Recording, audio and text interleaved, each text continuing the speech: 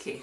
The third question, which is really big. I don't know how. I kind of was like, I don't understand this question to the fullest, but at least we'll try and give an answer, right? So the question is, how do you communicate with your spouse when you think that they are violating your expectations, right? Expectations is kind of based on what you think they should be doing, based on an invisible contract, I guess. So what?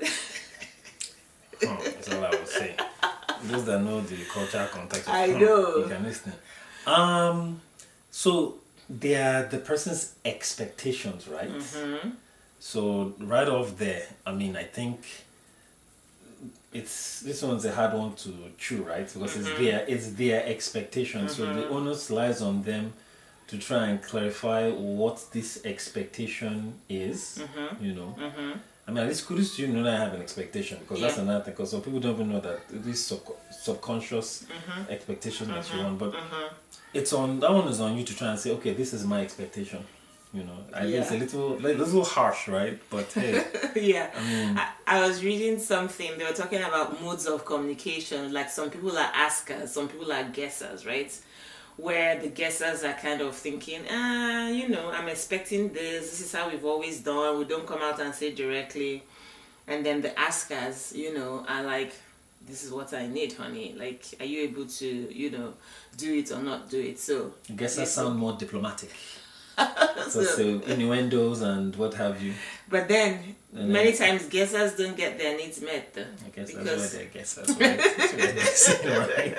Because they're just beating around the bush and expecting things from people, you know. But I guess that too has a cultural narrative around it, because that may be the way you were raised in your family, to not come out and ask directly, but expect that everybody's going to follow the family contract. But yeah, I guess you're right. Like, you have to kind of come out and say what those expectations are directly.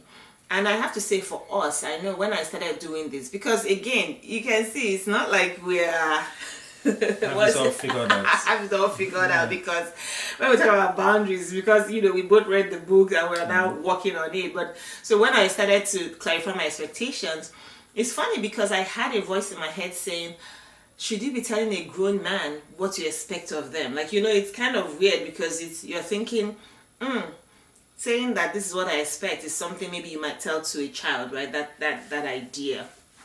But I had to fight that voice to say, but if I don't say that, then how do I expect? How do you expect to get what your expectation is, you know? So yeah, it's interesting. I mean, and from the guy's side, it's quite liberating, because it takes out a lot of guesswork. No pun intended there, because you're like, what does this person really want? You know? Not as romantic. Yeah. You know. And do you think that that's another cultural issue?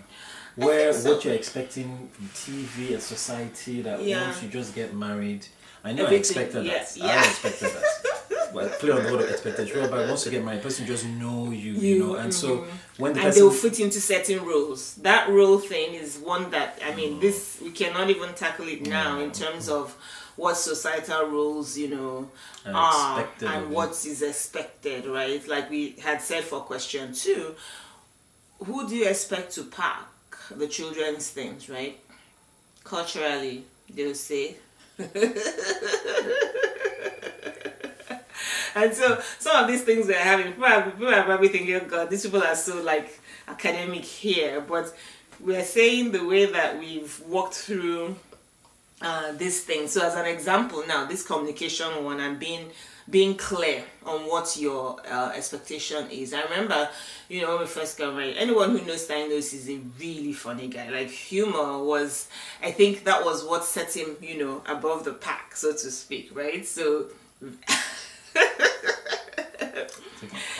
but it turns out that, you know, when you're funny, or when you've maybe taken the role of funny, right? Because it could be either or. When you say you're the class, you know, jester, something like that, right? When you're taking on that role, it turns out that sometimes you may not necessarily see the distinction between when your humor is like, you know, lovely, and when is impinging on another person's what's the word? Feelings, so to speak, right? And so the perspective would be like, oh, you that you're not finding the thing funny, perhaps you're being too sensitive. However, remember we talked about values. So as a person, I don't believe in self-deprecating humor. Like, I just don't, right? It's not something that I ever like discuss with people. I teach my children, don't do that. You're fearfully and wonderfully made. So you're not going to be, self-deprecating yourself, that idea, right? And so when we kind of first got married, it was kind of like, funny, not funny, but it got to a point where, I had to say to him, I said, honey, that I don't think you should be, well, at least from my perspective, like I don't appreciate it. That's the word. I don't appreciate it when certain types of humor are used, Now, obviously, and you can guess how that conversation I was just went, going right? to say that it was not like he was, he probably thinking, Stealing my thunder. this thing that I'm, that everybody knows me like I'm for, But I had to express mine. And the key thing here that I'm trying to bring out is that, did you not get your expectations after you voiced your concern? yes, I did. And that's why I'm saying that I'm trying to. Or over a long haul? It wasn't over the long haul, because I kept saying, these are the things that I don't find funny, right? For example, like I was very clear about that. So now here's the thing: the person is going to not be happy, right? Because you're basically telling them to not act a certain way or be a certain way. But I think what I want to bring out from it is, if the person is in relationship with you and it's going to be, it's something that everybody's working towards, right? You're basically teaching them how to treat you. As, I'm not changing them, but I'm saying this is how I prefer to be treated. This is how I prefer, right, to be addressed and all that. And so it's kind of like a two-sided thing. Right? Because the person may feel like, oh, but I didn't say you should not be funny. That's not the conversation, right? The conversation is that I don't, appreciate this. Even when you think that we know those people, right? Because, like culturally too, we say that it's in joking that people tell the truth, So it's like, let's know where the joke is and let's know where the truth is, kind of thing. And we've never had any issues. But yeah, this was when we first got married, and we did have that conversation. Well, let's say I had the conversation because it was my my expectation. So yeah. So yeah, what? Oh, that put things into context. Had to wear your big boy shoes. And have some of these conversations, but in a loving environment. Enabling environment. Yeah. So I think that's the caveat we're going to put here, to say that in order for you to have a conversation, the two people have to be willing and ready, right? You have to take an active listening stance, right? So these are some of the things that we also kind of covered in the book, to say what are some examples too of how you could do that, right? So like I just said about the humor thing, right? It's a question of framing it from your own request. I would prefer you don't do that. I don't appreciate, X, Y, Z. As opposed to saying, your humor is horrible, or your humor is just not funny. Those kinds of things. That becomes absolute not true, right? Because I find you a very funny person. Well, thank you. With so much wisdom too. And speaking of which, did anybody see that Mr. Stan, had cut his hair, the bloke? The fro will be back. The fro will be back. The bloke.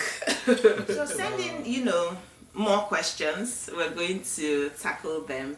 And this is where we're also going to say that, the book is coming. We'll tell you more about that on the next episode. Yeah, shouldn't I put a link, right? Yes, you can say that. So we'll say the book is coming. Yeah, okay. So we've been talking about book, right? We want to give you a link to a sample chapter, and the book is coming, right? We're going to talk about it on the next episode. So yeah. Thank you for hanging out with us on the couch. We love you, appreciate you. Like, we're all on this journey together. This is what we think. And a certain child too was trying to get in the way. I was about to say, I have to clip that out. I know. Anyway, don't forget to like and subscribe and share and send in those questions, because I'd love to hear from you guys. Yes. Okay, now, bye.